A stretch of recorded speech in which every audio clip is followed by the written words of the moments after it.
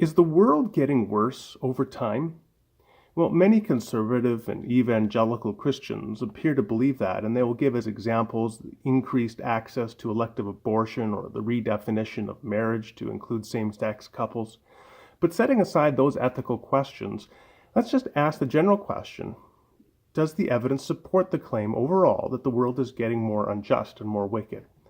Now, the first thing we have to do, I think, is to restrict the question. You see, the average person who makes that claim about the entire world really has no idea about the social conditions in a place like a sub-Saharan African village or a town in Indonesia or a city in Latin America.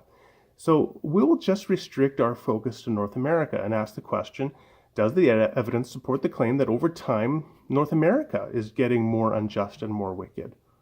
Now, in order to answer that question, I would suggest that we borrow a thought experiment from the philosopher John Rawls in his 1972 book, A Theory of Justice. And so here's the idea. Imagine that you're going to be born into society, and you don't know, it's as yet undetermined, what your gender will be, what your ethnicity will be, what your socioeconomic status will be, and whether you will have any physical or mental handicaps or ailments or challenges. Now, with all that in mind, I think it's clear that I, for one, would much rather be born into the year 2000 than into the year 1900.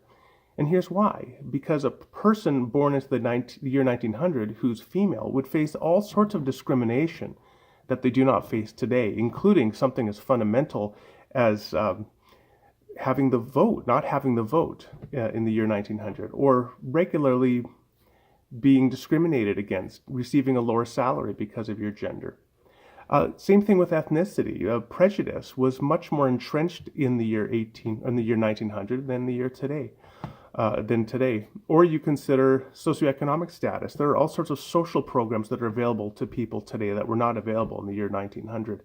Or think about those physical and mental handicaps. Do you know that even into the 1970s, it was still legal for some business establishments to refuse service to people based upon what was called the ugly laws?